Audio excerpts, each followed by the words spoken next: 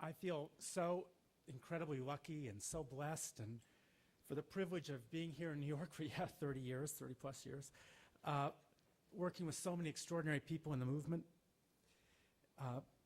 And I've been blessed not only to be able to work in the movement, to actually get paid to do that work, which is an extraordinary honor and privilege. So, this kind of thanking of me seems so, it just really seems wrong. The reality is I've been the guy or the queen out front, which some people call me. I don't know why, honestly, I don't know why. But so I get credit for work that other people have done, our board, our staff, our volunteers. Those are the folks who really make things possible. And there's so many people right here in this room, I've seen so many of you tonight, that I've known for so many years, that for so many years you've reached into your pockets to support what I've been involved in, and I know many of you have done that at great personal sacrifice. So people from law school or AVP or Heritage Pride, or Pride Agenda, now the task force, coming through for me all these times. So I just want to say it's me who feels so grateful to all of you for this wonderful experience. There are so many people here I'd like to single out tonight, which would be here all night, and dinner is waiting. And I don't know if we're having beef, but I know if it is, it's going to be overdone, so we better go quickly here. That's what I know about events. You got to move quickly if there's beef being served.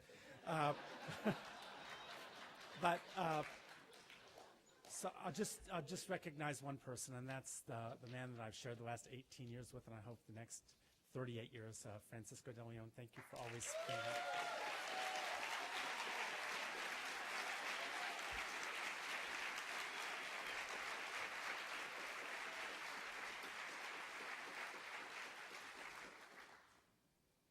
Okay, so I'm going to just touch, I could go on and on about the task force, an organization I truly love, and I just want to highlight 4 things that happened this past year because of your support, and give you a few examples of why I've been so proud to be here.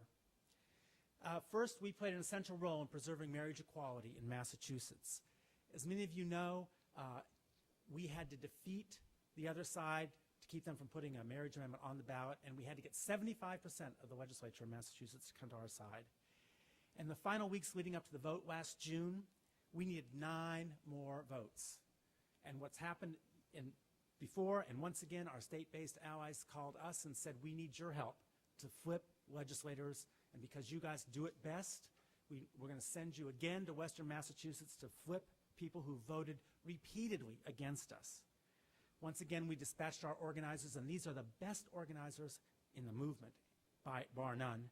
And once again, our staff, your staff, the folks that you pay, delivered. When the vote was taken on June 14th, the task force was responsible for flipping 3 of the 9 votes we needed. That's what you made possible.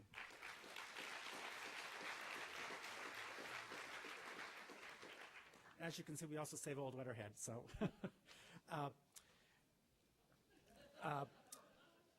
last winter, our Policy Institute released a groundbreaking report on the epidemic of homelessness among LGBT youth across this country. It received extraordinary media attention, over 700 million media impressions so far. But more importantly, that report was instrumental in the city of New York tripling the amount of money that it appropriated for homeless LGBT youth, in funding a survey to determine how many homeless youth there are in this city. And we used it in Washington, D.C., our lobbying staff did, to win a $10.5 million increase in the Runaway and Homeless Youth Program, the first increase in 6 years. That's what you all did.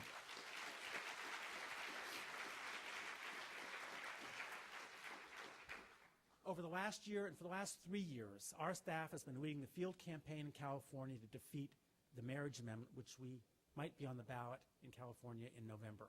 I don't have to tell any of you how important California is into the national picture of winning marriage equality. Tonight, right now, we have 9 staff in California running an intensive program, a last-ditch effort to try to keep the right wing from getting the signatures they need to submit in 2.5 weeks to put this on the ballot. And that means that we are fielding literally thousands of volunteers in California, going to Walmarts and shopping centers, or whenever anyone calls us and says they're collecting petitions here, we send folks out there to stand next to those bigots and say, don't sign this thing, support us. Our folks have been pushed, shoved, punched, but they're going out every day nonetheless.